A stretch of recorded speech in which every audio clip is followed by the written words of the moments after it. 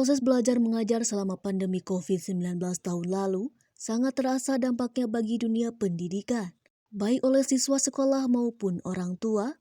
Pasalnya sistem pembelajaran dilakukan secara daring atau online, sehingga guru sangat sulit untuk memberikan penjelasan pada setiap mata pelajaran.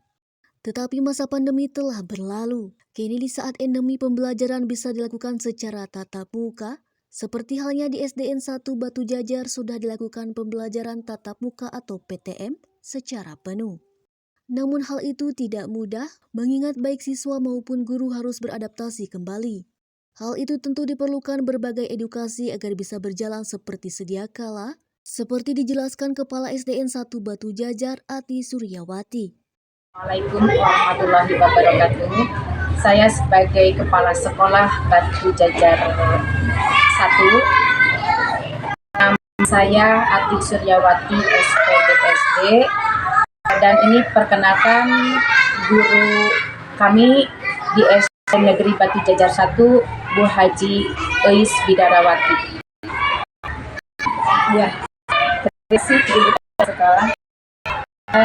Kami dari SDN Batu Jajar 1 di masa pandemi, pembelajaran di masa pandemi, ternyata anak-anak banyak mengalami penurunan dalam prestasinya. Melaksanakan secara daring di rumah, jadi tidak bisa maksimal pembelajarannya. Kami juga tidak bisa mengajar dengan lepas, menerangkan keadaan memberi materi, juga sulit untuk menangkap materi yang dijelaskan oleh guru, karena hanya memberi penjelasan melalui video ataupun secara voice note, cara menerangkan pembelajarannya. Dan juga banyak keluhan dari para orang tua murid bahwa selama pandemi orang tua merasa direpotkan dengan pembelajaran online. Mereka tidak mengerti bagaimana cara menerangkan pembelajaran tersebut. Dan sekarang alhamdulillah kita sudah bisa bertemu lagi dengan anak-anak sekolah pembelajaran tatap muka. Nah, selama pembelajaran tatap muka ini, anak-anak merasa senang, ceria, tetapi masih ada hal yang harus kami benahi untuk anak-anak.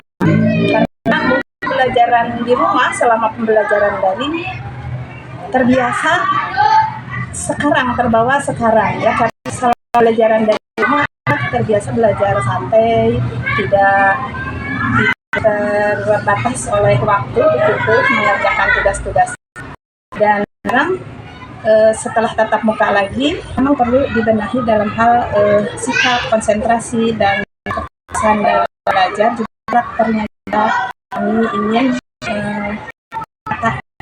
Ia pun berharap agar pandemi COVID-19 tidak terjadi lagi dan hengkang dari Indonesia.